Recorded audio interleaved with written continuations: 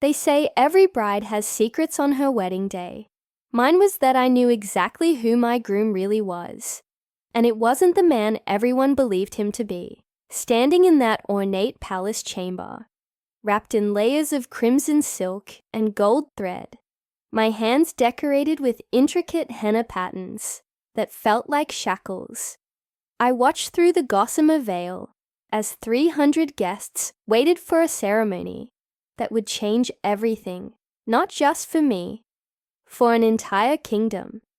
What I discovered in those final moments before the sheikh lifted my veil would expose a deception so vast, so dangerous, that it would either save two nations or destroy them both.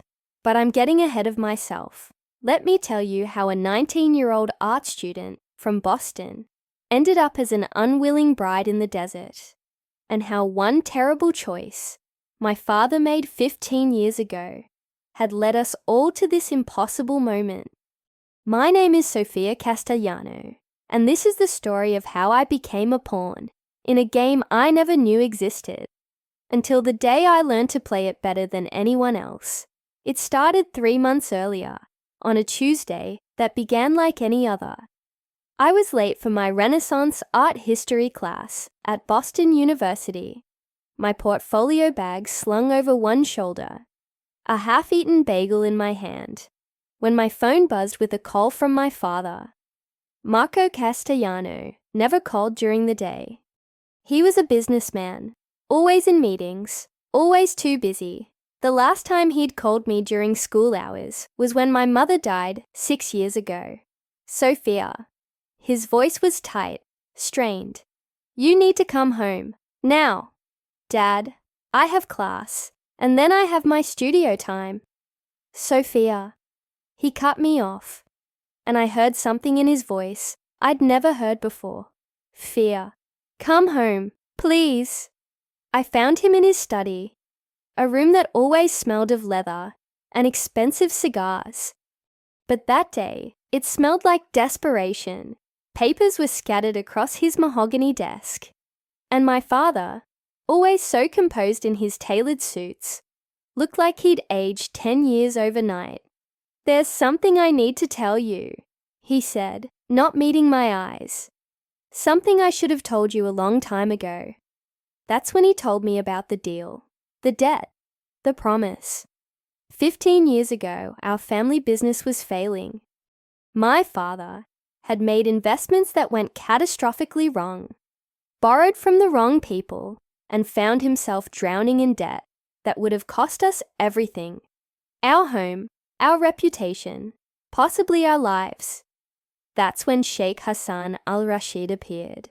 Like a mirage in the desert, offering salvation, he paid off every debt, invested millions into my father's company, asked for nothing in return, except one thing, my hand in marriage to his son. I was 4 years old when this deal was made, 4 years old when my future was sold to save my family's fortune. You're insane, I whispered, my voice barely audible over the rushing in my ears. You promised me to a stranger, when I was a child? Sophia, I thought I had time. I thought maybe the sheikh would forget, or I could find a way out, or what? I'd magically fall in love with some man I've never met. My father finally looked at me, and I saw tears in his eyes. He's demanding fulfillment of the contract. If you refuse, he'll destroy everything. The business employs over 3,000 people. Our family will be left with nothing. And he has connections, Sophia. Political connections. He could make things very difficult for us. So I'm supposed to sacrifice my life because you made a deal with the devil. He's not a devil. Sheikh Hassan is a powerful man, but he's fair. His son, Sheikh Malik, is educated, respected. You could have a good life. I have a good life, I shouted, my hands shaking. I have friends. I have school. I have plans. I want to be an art curator. I want to travel. I want to choose my own future. But even as I screamed, I knew the truth. I saw it in my father's eyes. in the legal documents spread across his desk, in the ornate invitation to a wedding in Al-Qahira, the capital of Zafirah, a small but wealthy nation nestled between Saudi Arabia and Yemen. 3 weeks. I had 3 weeks before I would become Sheikh Malik Al-Rashid's bride. The next days passed in a blur of rage, tears, and desperate research. I learned everything I could about Zafirah, about the Al-Rashid dynasty, about the man I was supposed to marry. Sheikh Malik Al-Rashid was 29 years old, educated at Oxford and Harvard, spoke 6 languages, and had a reputation for being both brilliant and ruthless in business. He'd taken over many of his father's enterprises and had modernized them, bringing Zafirah into the 21st century while maintaining its traditional values. There were photos of him online, tall and imposing, with dark eyes that seemed to see through the camera, handsome in a severe way, always impeccably dressed, always surrounded by security and dignitaries, never smiling. In every photo, he looked like a man who was used to getting exactly what he wanted. I tried everything. I consulted lawyers who told me the contract was ironclad, signed in international waters under maritime law, with provisions that made it legally binding. I begged my father to find another way, but the sheikh had been clear. Honor the agreement or face consequences that would destroy not just our family, but everyone who depended on us. I even tried to run away. I made it as far as the airport before my father's security team found me. That's when I realized I was already a prisoner. "I'm so sorry, Piccola," my father whispered, using his childhood name for me, little one. "If I could change places with you, I would." "Then let me go," I pleaded. "We'll figure something else out." There is no something else. The night before I was scheduled to fly to Zafirah, I stood in my bedroom, surrounded by packed suitcases filled with clothes I'd never chosen. Modest dresses, elegant abayas, jewelry that felt like chains. My phone buzzed with messages from friends who thought I was taking a semester abroad to study art. Only my best friend, Rebecca, knew the truth. "This is insane," she'd said when I told her. "This is like something out of a movie. Can't you just refuse and watch my father lose everything? Watch 3,000 people lose their jobs. Watch our family name get destroyed. It's not your responsibility to fix your father's mistakes." But that was the thing about family, about love, about duty. Sometimes they became the same thing, whether you wanted them to or not. The flight to Zafirah took 14 hours. My father accompanied me, along with a small entourage of assistants and translators. I spent most of the flight staring out the window, watching the world pass beneath us, wondering if I'd ever truly be free again. We landed in Al-Qahira at sunset, and despite everything, I couldn't help but be struck by the beauty. The city was a blend of ancient and modern. Gleaming skyscrapers rose alongside centuries-old mosques, their minarets touching the amber sky. Palm trees lined wide boulevards. And in the distance, I could see the desert stretching to the horizon, endless and unforgiving. A convoy of black SUVs waited for us on the tarmac. As we approached, a man stepped out of the lead vehicle. He was tall, dressed in traditional white robes, with a black and gold eagle securing his headdress. His beard was neatly trimmed, his eyes sharp and assessing. "Mr. Castellano," he said in perfect English, his voice deep and authoritative. "Welcome to Zafirah. I am Sheikh Hassan Al-Rashid." My father shook his hand, exchanging pleasantries I didn't hear. I was too busy staring at the man who had bought me, studying his face for any sign of the monster I'd built up in my mind. But he just looked like a man. Powerful, yes. Wealthy, certainly. But just a man. Then his eyes turned to me, and I felt a chill run down my spine. "And you must be Sophia," he said, his gaze unwavering. "You're even more beautiful than your photograph suggested. My son is a very fortunate man." "Where is he?" I asked, my voice sharper than I intended. Shouldn't the groom meet his bride? A flicker of something, amusement, annoyance, crossed the Sheikh's face. "Malik is attending to matters of state. You will meet him soon enough." We were driven to the palace, a sprawling complex of white stone and blue-tiled domes that looked like something out of Arabian Nights. Gardens filled with roses and jasmine surrounded reflecting pools, and fountains played in the courtyards. It was breathtaking and suffocating all at once. I was shown to a suite of rooms that were larger than my entire apartment in Boston. Silk curtains billowed in the breeze from the balcony, which overlooked the city. A team of servants waited to attend to my every need. Women in elegant dress, who spoke softly and bowed when they addressed me. "This is Amira," said an older woman who introduced herself as the head of household staff. "She will be your personal attendant." Amira was young, maybe a few years older than me, with kind eyes and a gentle smile. "It is an honor to serve you, Miss Sophia," she said. "Just Sophia is fine," I told her, trying to smile back. "I'm not used to all this formality." "You will learn," the head of household said, her tone suggesting it wasn't optional. For 3 days, I didn't see Sheikh Malik.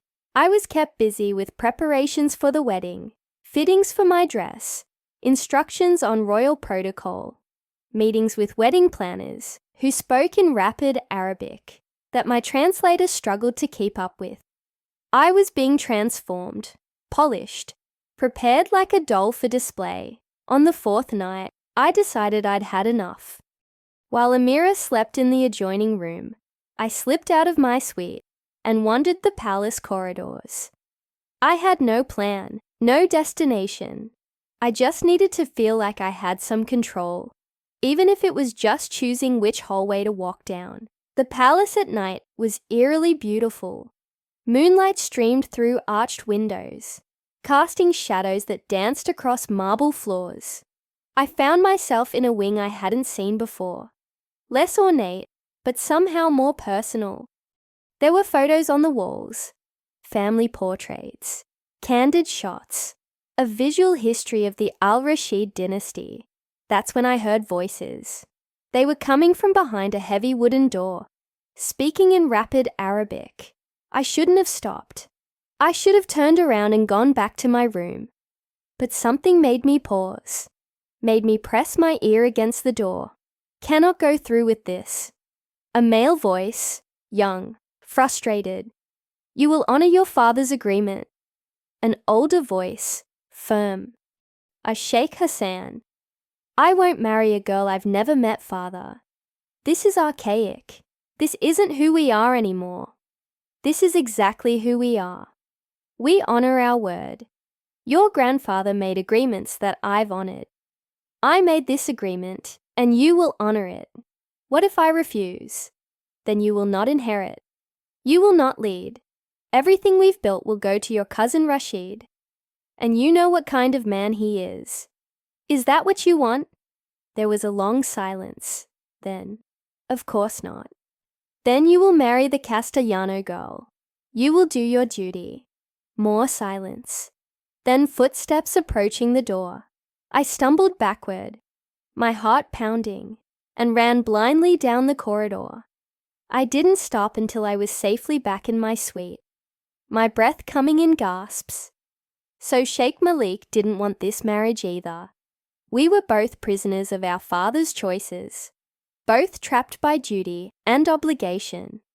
Somehow that made it worse. The next morning, I was finally told I would meet my future husband. A formal tea was arranged in one of the palace gardens. I was dressed in an elegant pale blue dress that Amira had selected, my hair styled in loose waves, minimal jewelry. I looked like a bride-to-be should look. Nervous, hopeful, excited. I felt like I was walking to my execution. He was waiting in the garden, standing with his back to me, looking out over the city. Even from behind, he was imposing, tall, broad-shouldered, dressed in a perfectly tailored dark suit that seemed incongruous with the traditional setting. "Sheikh Malik," said the attendant who had escorted me. "Miss Castellano has arrived." He turned, and for a moment, I forgot to breathe. The photos hadn't done him justice. He was handsome in a way that was almost unfair. Sharp cheekbones, strong jaw, dark eyes that were as hard as they were beautiful. His black hair was perfectly styled, and he carried himself with the confidence of a man who had never been told no. But it was his eyes that stopped me. They were cold, assessing, looking at me like I was a problem to be solved, rather than a person to be known. "Miss Castellano," he said, his voice as cold as his eyes. "Please, sit." It wasn't an invitation. It was a command. I sat, my spine straight, my hands folded in my lap. Every etiquette lesson I'd ever had suddenly seemed vital. "Tea?" he asked, already pouring without waiting for my answer. "Thank you," I said, accepting the cup, even though my hands were shaking. For a long moment, we sat in silence. He studied me over the rim of his cup, and I studied him right back, refusing to look away first. "I suppose we should talk about expectations," he finally said. "Expectations. For this marriage, I understand you're as unhappy about this arrangement as I am. So let's be clear about what this is. It's a business arrangement, a duty we must both fulfill." His bluntness was like a slap. "I see. You'll have your own suite in the palace. You'll attend events as required, fulfill your role as Sheikh's wife in public. But in private, we'll live separate lives. You won't be bothered by demands for affection." Something in me snapped. All the fear, the anger, the frustration of the past weeks came boiling to the surface. "How generous of you," I said, my voice dripping with sarcasm. "To not demand affection from the woman you're forcing to marry you." His eyes narrowed. "I'm not forcing you to do anything. You could refuse and destroy my family. Watch everything my father built crumble. Let 3,000 people lose their jobs. That's not my concern." Of course it's not. Why would the great Sheikh Malik care about the consequences of his father's deals? You just have to show up, say your vows, and collect your dutiful wife like a prize. He set down his cup with deliberate care. "You know nothing about me or my situation. I know you're a coward," I said, standing up. "You hide behind duty and tradition instead of standing up to your father. We're both prisoners, but at least I'm honest about it." I turned to leave, but his voice stopped me. "Sophia." It was the first time he'd used my first name. I looked back at him. "You're right," he said quietly. "We're both prisoners. But I learned a long time ago that fighting your chains only makes them tighter. You'll learn that too." "Never," I said, and walked away. The week before the wedding was chaos. More fittings, more lessons, more preparations. I was introduced to Malik's family, cousins, aunts, uncles, all part of the sprawling Al-Rashid clan. Most were polite but distant. A few were openly hostile, particularly Malik's cousin Rashid, a man in his 30s with cruel eyes and a smile that never reached them. "The American bride," he said when we were introduced, looking me up and down like I was livestock. "How exotic. I hope you'll be happy in your new role." There was something in his tone that made my skin crawl. "I'm sure I'll adjust," I said coolly. "Yes, well, adjustment is so important, especially when one is so far from home, so vulnerable." Malik appeared at my elbow, his presence like a wall between me and Rashid. "Cousin," he said, his voice pleasant, but his eyes hard. "I'm sure you have other guests to attend to." Rashid smiled that empty smile again. Of course. I was just welcoming our newest family member. He turned to me. Until the wedding, Miss Castellano. When he was gone, I turned to Malik. Your cousin seems charming. He's dangerous, Malik said bluntly. Stay away from him. It was the most he'd said to me since our disastrous tea. Before I could respond, he was gone, swallowed up by the crowd of well-wishers and dignitaries. That night, unable to sleep, I found myself back in the corridor, where I'd overheard Malik and his father arguing. I wasn't sure what I was looking for. Answers, maybe, or just a quiet place to think. But what I found was so much more. The door to Sheikh Hassan's study was slightly ajar, light spilling into the hallway. I heard voices again, but this time, there was a third person in the conversation. The girl knows nothing, a woman's voice, sharp and educated. Nothing, Sheikh Hassan confirmed. Nor does she need to. Her role is symbolic. And if she discovers the truth, the woman again, she won't. No one outside this room knows except Malik, and he understands what's at stake. What about Rashid? Now it was Malik speaking. He's been asking questions. Rashid is contained. He suspects nothing concrete. He suspects enough to be dangerous, which is why this marriage must happen as planned. Once you're married, once the succession is secure, Rashid loses any claim he might try to make. And Sophia? Malik's voice was tense. She's not what I expected. She's smart, observant. If she starts asking questions, then you ensure she doesn't get answers. Sheikh Hassan cut him off. This is too important. Lives depend on this, Malik. Nations depend on this. I know. Malik's voice was quiet. But I don't like deceiving her. Then think of it as protecting her. The less she knows, the safer she is. I pulled away from the door, my mind reeling. What truth were they hiding? What was I symbolic of? And what the hell was at stake that involved nations? I spent the next 2 days trying to piece together the puzzle. I paid attention to conversations, watched the interactions between Malik and his father, between the various family members and political figures who came to the palace. There was something happening beneath the surface, something everyone seemed to know except me. It wasn't until the day before the wedding that I got my first real clue. I was in the palace library, looking for a book in English to distract myself, when I found a folder tucked behind a row of volumes. It was labeled in Arabic, but the documents inside were in English. Correspondence between Sheikh Hassan and various international officials, energy agreements, trade negotiations, military alliances, and woven through it all was a name that kept appearing, the Karim Consortium. I was still reading when Amira found me. Miss Sophia, you must come now. The final dress fitting.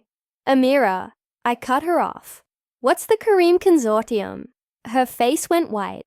I don't know what you mean. Yes, you do. I just read it in these documents. What is it? She looked around nervously, then leaned in close. Please, Miss Sophia. Don't ask these questions. It's not safe. What do you mean, not safe? There are things about this wedding you don't understand. Things you're better off not knowing. Please, for your own safety, just do as you're told and don't ask questions. But I couldn't not ask questions. That night, I barely slept, my mind churning with possibilities. By the time dawn broke on my wedding day, I'd made a decision.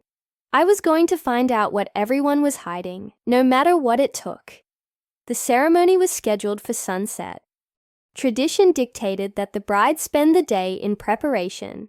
Isolated from the groom and guests, a team of women worked on me for hours, bathing me in rose water, decorating my hands and feet with intricate henna, arranging my hair, applying makeup that was both beautiful and made me feel like I was wearing a mask. The wedding dress was a masterpiece of silk and gold thread, traditional in style, but modern in execution. The veil was secured with a tiara that had been in the Al-Rashid family for generations. Diamonds and rubies that caught the light and scattered it into 1,000 rainbows. I looked like a princess from a fairy tale. I felt like a prisoner walking to the gallows. "You look beautiful," Amira whispered, her eyes bright with unshed tears. "Amira," I said, catching her hand, "please, tell me what's really happening. Why is this marriage so important?" She pulled her hand away, shaking her head. "I can't. I'm sorry, Miss Sophia. I can't." The wedding was to take place in the palace's grand hall, a soaring space with a domed ceiling painted with stars. 300 guests were in attendance, dignitaries, royalty, business leaders from around the world. I recognized several faces from international news. As I stood in the antechamber, waiting for my cue, my father appeared. He looked older than I'd ever seen him, the guilt and sorrow etched into every line of his face. "Sophia," he said, his voice breaking. Don't," I cut him off. "Just don't." The music began. My cue. My father offered his arm, and I took it because I had no choice. We walked down the aisle together, past rows of faces I didn't know, toward a man I barely knew, to make vows that felt like lies. Malik stood at the altar, dressed in traditional robes of white and gold. His face was impassive, revealing nothing. Beside him stood his father, Sheikh Hassan, and the imam who would perform the ceremony. But as I drew closer, I saw something that made my breath catch. Behind the imam, partially hidden in shadow, was a man I recognized from the photos in the palace corridor. Not Rashid, someone else. Someone whose presence at this wedding made no sense. Unless the ceremony began in Arabic, the imam's voice rising and falling in the ancient words of the marriage ritual. My translator whispered in my ear, explaining what was being said, but I barely heard her. I was too busy watching Malik. His jaw was tight, his hands clenched at his sides. His eyes kept darting to the man in the shadows, then to his father, then back again. He was nervous. No, more than nervous. He was afraid. And suddenly, pieces began clicking into place. The secretive conversations, the hidden documents, Amira's fear. The emphasis on this marriage being about nations, about succession, about Rashid losing any claim he might make. This wasn't just about a business deal my father made 15 years ago. This was about something much bigger. The imam was speaking directly to Malik now, asking for his consent to the marriage. Malik opened his mouth to respond, and in that split second before he spoke, everything changed. The doors to the grand hall burst open. Men in black tactical gear flooded in, weapons drawn. Screams filled the air as guests dove for cover. "Nobody move!" shouted the lead man in Arabic, then English. "By order of the International Criminal Court, this ceremony is hereby suspended." Chaos erupted. Malik grabbed my arm, pulling me behind him. Sheikh Hassan was shouting orders. The man in the shadows tried to run, but was immediately tackled by 2 officers. And then I saw her. A woman in a sharp business suit, striding through the chaos, like she owned it. She was maybe 40, with steel grey eyes and an air of absolute authority. She walked straight up to the altar, ignoring the weapons, the panic, the pandemonium. "Sheikh Hassan Al-Rashid," she said, her voice cutting through the noise. "You are under arrest for fraud, embezzlement, and conspiracy to manipulate international energy markets through the illegal operations of the Kareem Consortium." Sheikh Hassan's face went ashen. "You have no authority here." "Actually, I do. Your son provided us with all the evidence we needed." She turned to Malik. Thank you, Sheikh Malik. Your cooperation has been invaluable. My head was spinning. I looked at Malik, but he wouldn't meet my eyes. The woman turned to me. Miss Castellano, I'm Agent Sarah Collins with Interpol. I apologize for the dramatic timing, but we needed to wait until all the principal players were in one place. You're free to go. The marriage contract your father signed is void. It was made under false pretenses, with money obtained through illegal means.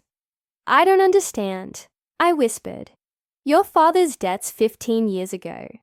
They were orchestrated. Sheikh Hassan deliberately created the situation that made your father desperate, then offered salvation with strings attached. He's been doing it for years, finding vulnerable people, offering help, then using those relationships to build a network of legitimate business connections to hide his illegal activities. You were never supposed to be a real bride. You were supposed to be a trophy he could parade in front of his enemies and partners. Proof that he could manipulate people in the West just as easily as in the East. I felt sick. I looked at my father, who was staring at Sheikh Hassan with horror and rage. But the documents, I said. The legal contract. All forged or coerced. You were never legally bound to this marriage. We've been investigating Sheikh Hassan for 3 years, but we needed someone on the inside, someone he trusted. She looked at Malik, and I finally understood. You, I said, my voice barely a whisper. You were working with them. This whole time. Malik finally met my eyes, and I saw genuine regret there. I discovered what my father was doing 2 years ago. I had a choice. Let him destroy countless lives and our country's reputation, or help bring him to justice. I chose justice, but the wedding had to appear real. If my father suspected I was working against him, he would have fled the country or activated contingency plans that would have harmed a lot of people. We needed him to feel secure, confident. The wedding was the perfect opportunity to gather everyone involved in his schemes in one place. So I was bait, I said, anger rising in my chest. You used me. Yes, Malik said simply, and I apologize for that, but I had no choice. Everyone has a choice, I shouted. You could have told me. You could have. If you'd known, you might have acted differently. My father is very good at reading people. He would have seen it. Agent Collins stepped between us. Miss Castellano, I know this is overwhelming, but you need to understand. What Sheikh Malik did saved thousands of lives and billions of dollars. The Kareem Consortium was manipulating energy markets across the Middle East and Europe. Wars have been started over less. I looked around the grand hall.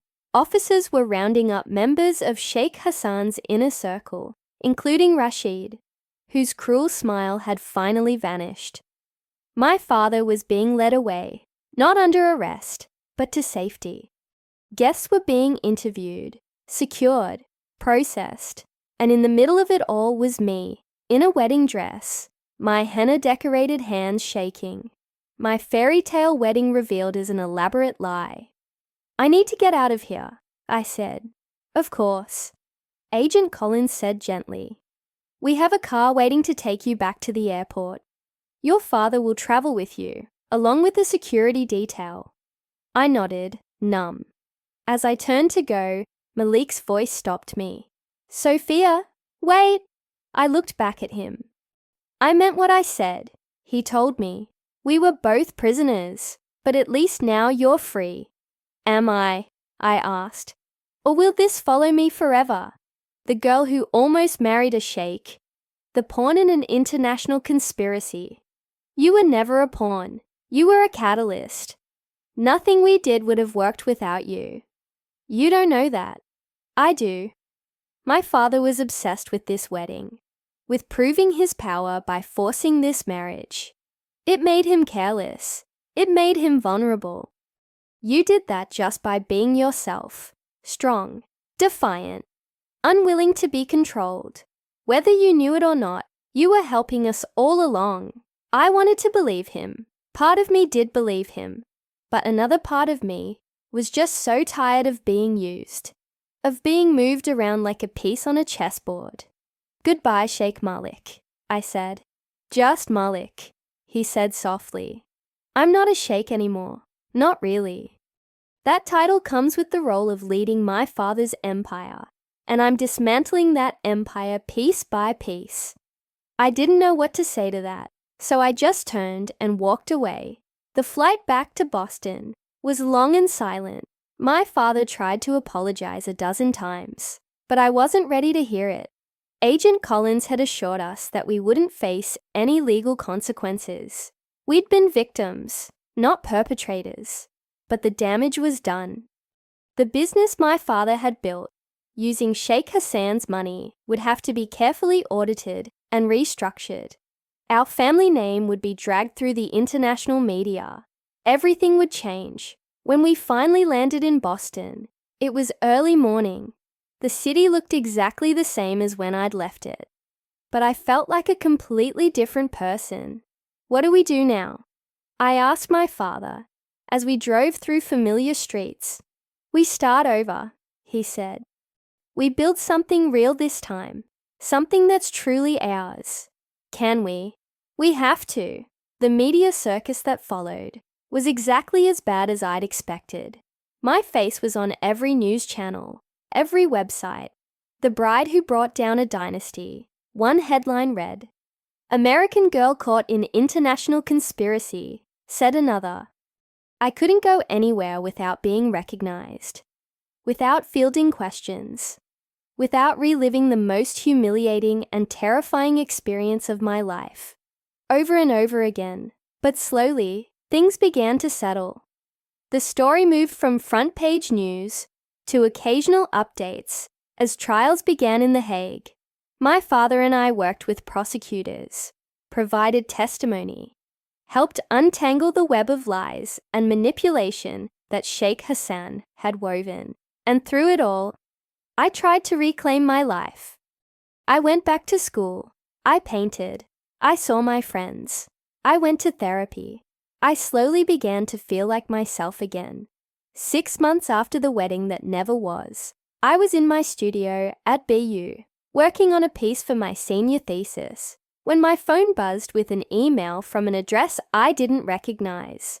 The subject line was simple: an apology and an explanation. I should have deleted it. I should have moved on. But curiosity got the better of me. The email was from Malik. Dear Sophia, it began. I've started this email 100 times and deleted it 100 times. I'm not sure what I can say that would make any difference, but I feel I owe you at least an attempt at a real explanation. When I discovered what my father was doing, I had a choice. I could pretend I didn't know, live in luxury and comfort while people suffered, or I could do something about it, knowing that it would cost me everything. My family, my position, possibly my life. The hardest part wasn't the danger or the deception. It was watching innocent people get hurt in the process. People like you. You asked me once if I was a coward for hiding behind duty and tradition. You were right, I was a coward, but not in the way you thought. I was a coward because I let you walk into that situation without warning you, without preparing you, without giving you the choice to help or walk away. I told myself it was necessary, that the mission was too important. But the truth is, I was afraid that if you knew, you'd refuse to go through with it, afraid that my father would win, afraid that I wasn't strong enough to do this alone. So I used you.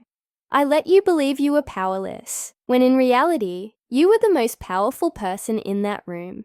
Your strength, your defiance, your refusal to be broken, that's what gave me the courage to see this through.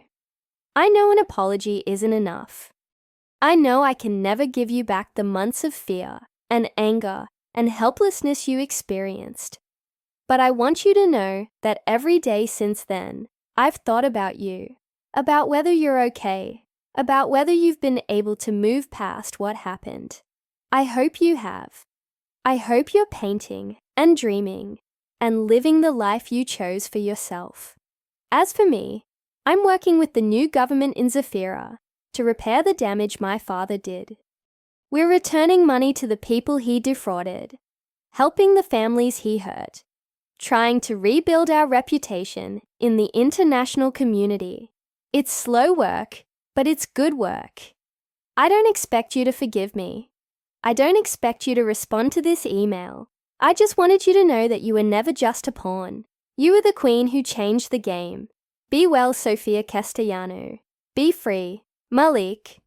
I sat in my studio for a long time after reading that email, staring at the canvas in front of me. I'd been working on a piece inspired by my time in Zafirah, a blend of desert landscapes and abstract emotions, gold and crimson and deep blue, chaos and beauty intertwined. I thought about what Malik had said, about being the queen who changed the game, about strength and choices and freedom. And then I did something I didn't expect. I hit reply. Dear Malik, I wrote, you're right. An apology isn't enough, but it's a start. I've spent the last 6 months trying to process everything that happened. I've been angry, hurt, betrayed. I've had nightmares about that wedding, about discovering I was just a piece in someone else's game. My therapist says I have trust issues now, which is probably the understatement of the century. But here's what I've realized. I'm not angry that you used me to bring down your father.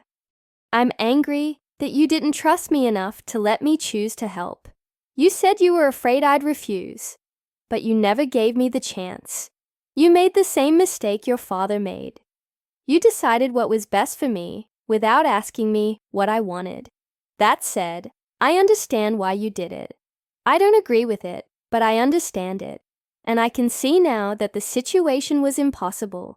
There were no good choices, only less terrible ones. So here's what I'm proposing. Start over.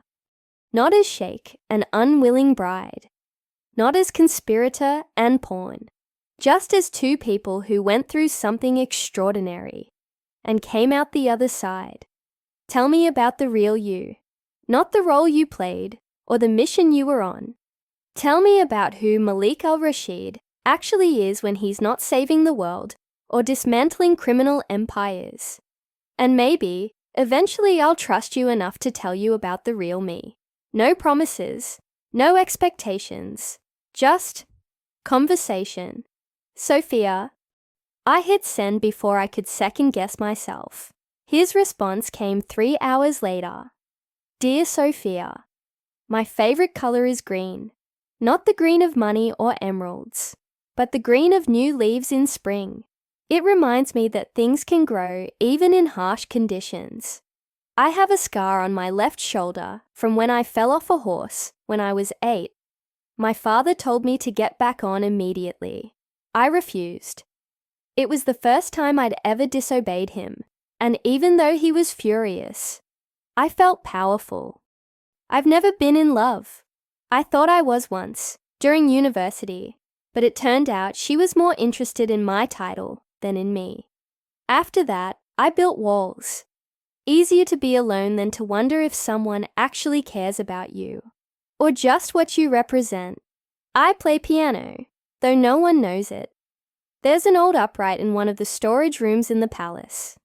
Sometimes, late at night when everyone's asleep, I go there and play. Nothing fancy, just pieces I taught myself from watching videos online. It's the only time I feel completely free. I'm terrified that I'm going to fail. My father destroyed so much, hurt so many people. What if I can't fix it? What if I'm not good enough to undo the damage? That's who I am. Flawed, uncertain, and trying my best not to repeat my father's mistakes. Now it's your turn. Tell me something real about Sophia Castellano. Malik. I found myself smiling as I read his email. There was something vulnerable about his honesty, something that made him feel human in a way he never had before. Over the next 3 months, we emailed back and forth. Small things at first. Favorite books, childhood memories, embarrassing stories, then deeper things. I told him about my mother's death, about how I'd thrown myself into art, because it was the only place where I could express the grief I couldn't put into words. He told me about the moment he'd discovered his father's crimes, about the crushing weight of knowing that everything he'd believed about his family was a lie. We talked about philosophy and art, about politics and music, about what it meant to do the right thing when the right thing hurt people you cared about. We argued about literature and laughed about terrible movies. We shared photos. Him standing in front of a half-built school in Zafirah. Me covered in paint after a particularly intense studio session. Slowly, carefully, we built something I'd never expected. Friendship, real friendship, based on truth instead of deception, on choice instead of obligation. I think I'm going to visit Zafirah again, I wrote to him one day. Not for a wedding this time, just to see what the country's really like when I'm not terrified and angry. Are you sure? He wrote back. I would love to see you, but I don't want you to feel pressured. I'm sure. Besides, I have some unfinished business with that palace library. I never got to finish reading all those documents about international energy conspiracies. Fair point, though I should warn you, the library is much less exciting now that we've removed all the incriminating evidence. I laughed out loud in my apartment, startling my roommate Rebecca. Who are you talking to?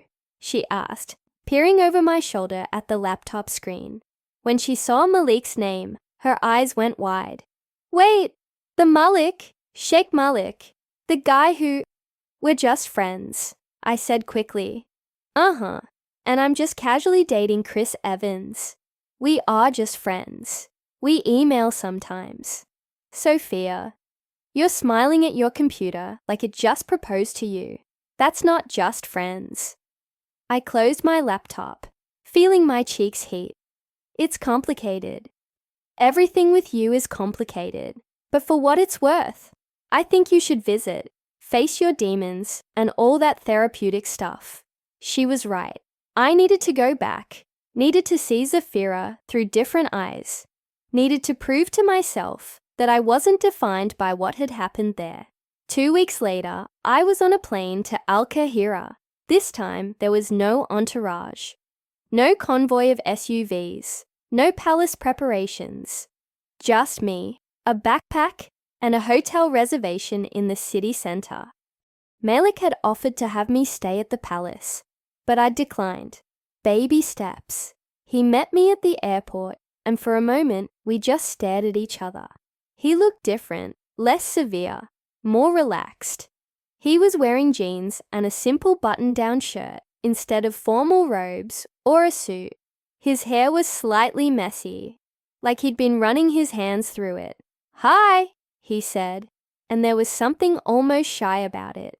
Hi, I replied. How was your flight? Long, but good. I watched 3 terrible movies and read half a book. Which book? The Alchemist. Seemed appropriate for coming to the Middle East. He smiled, and I realized it was the first time I'd ever seen him really smile. It transformed his face, made him look younger, lighter. Come on, he said, reaching for my bag. Let me show you my city. The real one, not the version you saw last time. He was right. It was a completely different experience. We walked through the old souks, the air thick with the scent of spices and incense. He showed me hidden courtyards where locals gathered to drink tea and play backgammon. We visited mosques and museums, galleries and gardens. We ate street food from vendors who greeted Malik like an old friend, though he insisted they didn't know who he really was. They just know me as the guy who comes here every Friday for kebabs, he said, handing me a wrap that was dripping with sauce and perfectly spiced. The guy who comes here for kebabs and happens to be dismantling his father's criminal empire in his spare time, I corrected. Minor detail. We talked as we walked. Conversation flowing easily in person, the way it had in our emails. He told me about the changes happening in Zafirah, new transparency laws, economic reforms, programs to help the people his father had harmed. I told him about my thesis project, about my plans after graduation, about the gallery in Boston that had expressed interest in showing my work. As the sun began to set, painting the city in shades of amber and gold, he took me to a rooftop overlooking the city. This is my favorite place, he said. I come here when I need to think. It's beautiful, I said, and it was. The city stretched out below us, a tapestry of old and new, tradition and progress, light and shadow. Sophia, Malik said, turning to face me.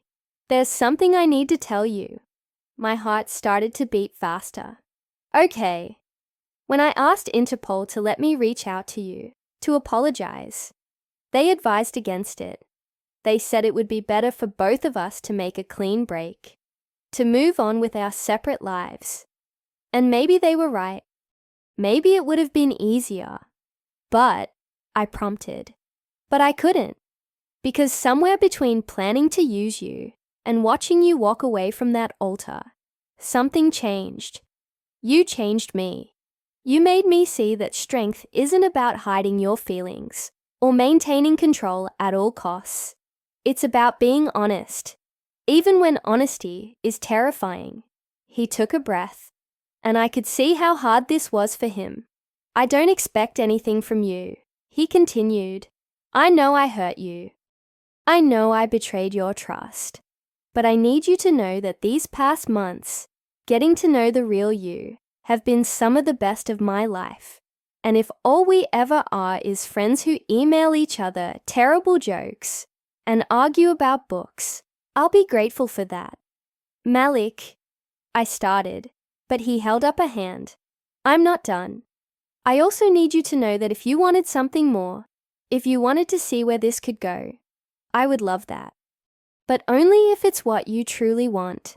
Not because you feel obligated, not because of some contract or duty, just because you want to.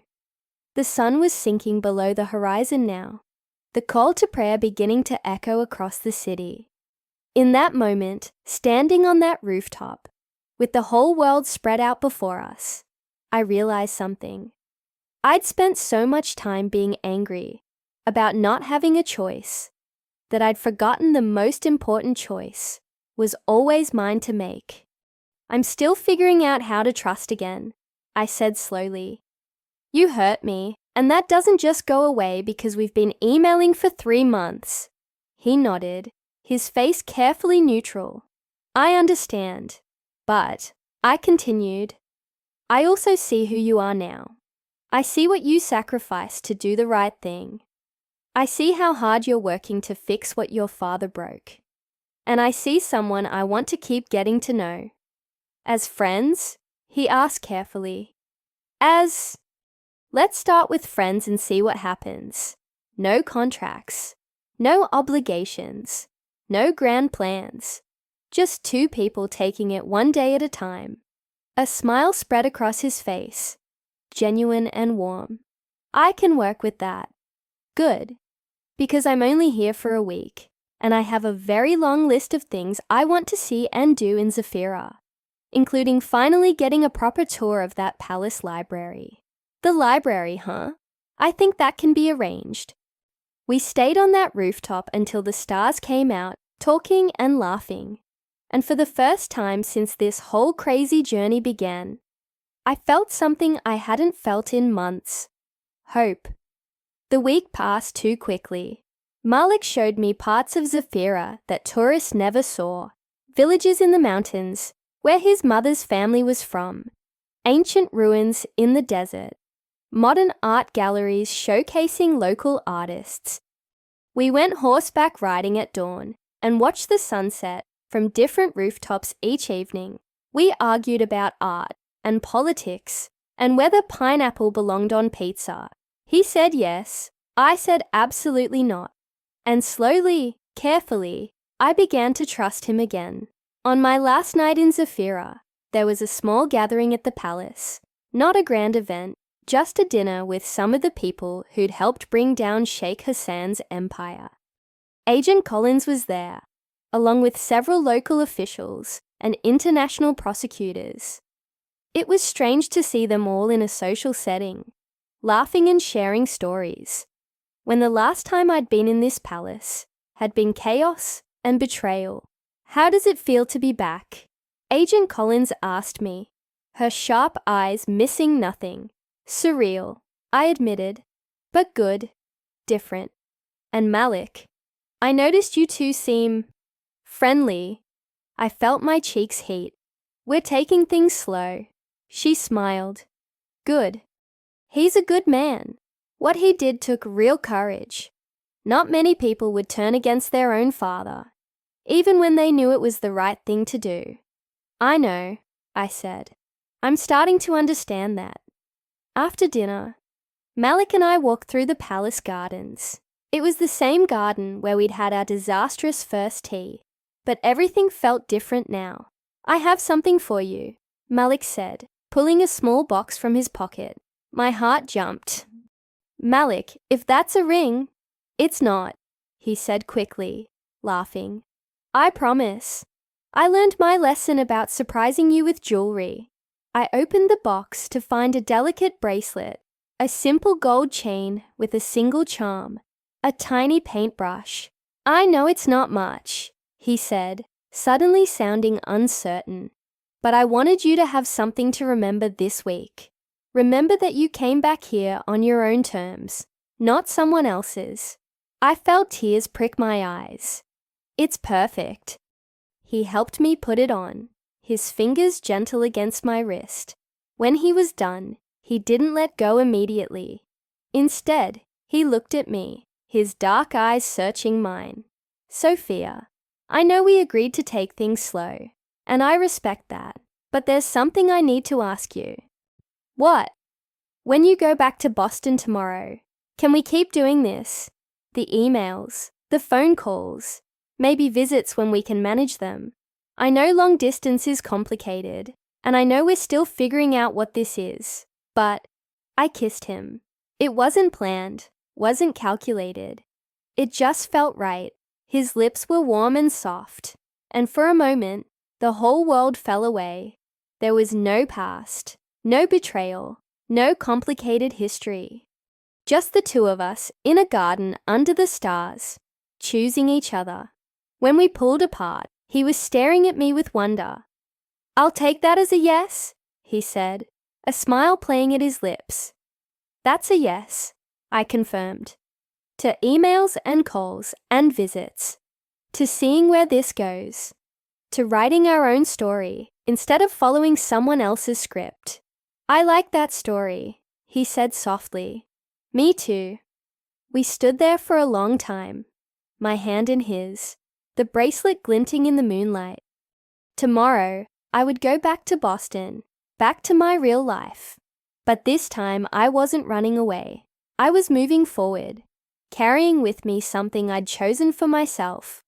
6 months later, I graduated from Boston University with honors. My thesis project, a series of paintings exploring themes of freedom, choice, and identity, heavily influenced by my time in Zafirah, was accepted for exhibition at a prestigious gallery in New York. My father was there at the graduation, proud and tearful. We'd slowly been rebuilding our relationship, learning to trust each other again. His business was smaller now, built on honest foundations, but it was his, really his. Your mother would be so proud, he told me, pulling me into a hug. I'm so proud. Thanks, Dad. Is Malik coming to the exhibition? He's trying. But there's a lot happening in Zafirah right now. Elections, new constitution. He's pretty essential to the whole thing. My father smiled. He's a good man. Stubborn, intense, Way too serious sometimes. But good. Takes one to know one, I teased. The exhibition opening was everything I'd dreamed of. Critics came, collectors came, and most importantly, my friends and family came. Rebecca was there, crying proud tears, and taking approximately 8 million photos. My professors came. Even Agent Collins flew in from Brussels, telling me she never missed an opportunity to see a happy ending. I was standing in front of my centerpiece, a large canvas depicting a woman in a wedding dress, her veil transforming into wings, when I felt a presence behind me. "It's beautiful," a familiar voice said. I turned to find Malik standing there, dressed in a perfectly tailored suit, looking slightly jet-lagged but smiling. "You came," I breathed. "Of course I came. Did you really think I'd miss this? You said you couldn't get away." I said I was trying. I didn't say I'd failed. He pulled me into a hug, and I breathed in his familiar scent, sandalwood and coffee, and something uniquely him. "How long can you stay?" 3 days. Then I have to get back for a vote on the new constitution. 3 days is good. 3 days is perfect. He stepped back to look at the painting again. "Is this what you saw that day, when you walked down the aisle?" "No," I said honestly. "That day I only saw the cage. It took me a long time to see the wings. And now I see both. The cage and the wings, the trap and the escape, the ending and the beginning." He took my hand, intertwining his fingers with mine. "Speaking of beginnings, I have something to tell you. Should I be worried? No, at least I hope not." He took a breath. "The palace has a new art curator position opening up.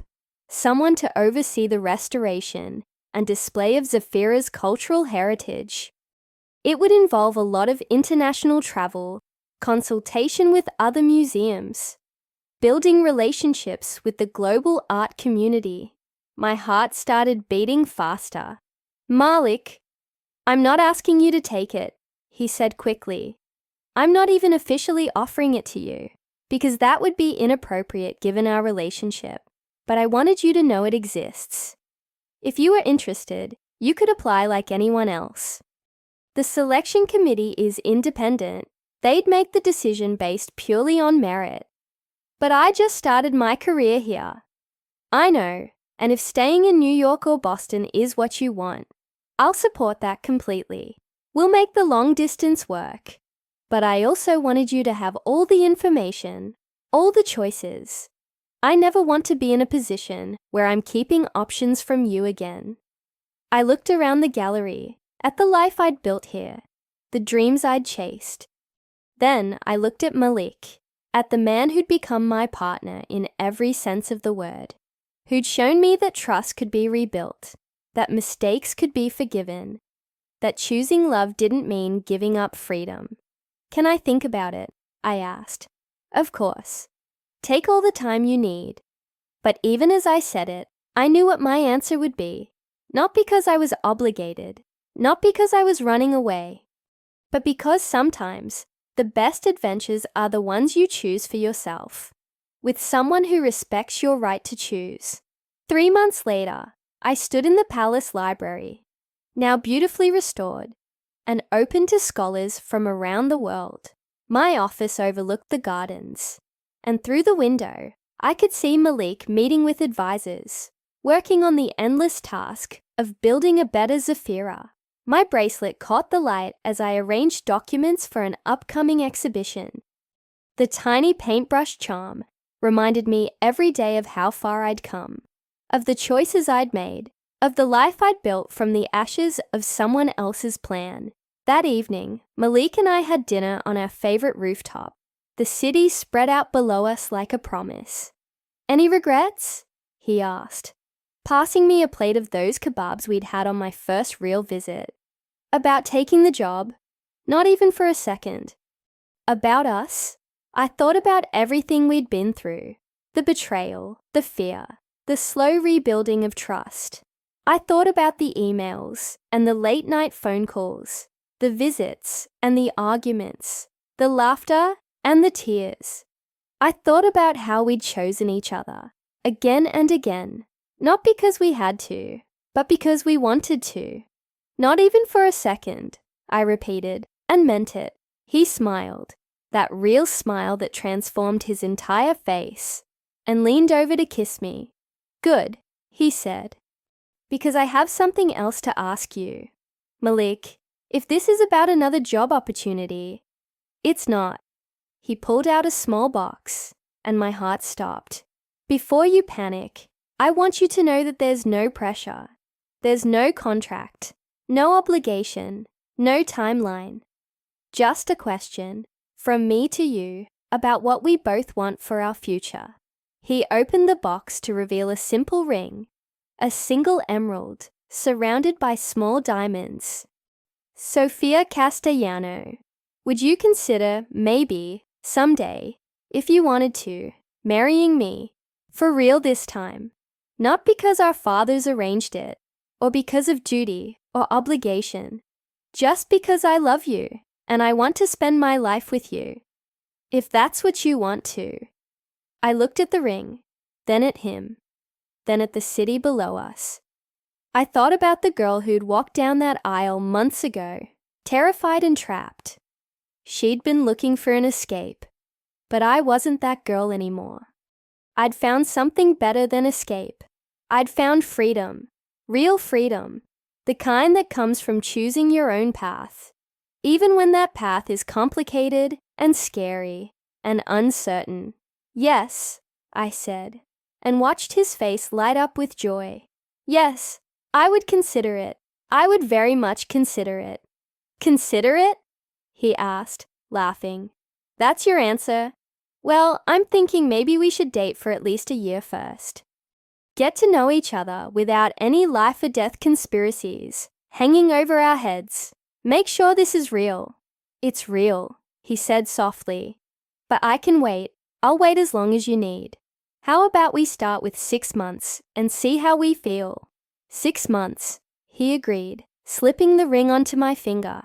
But I should warn you, I'm going to spend every one of those days making sure you know exactly how much I love you.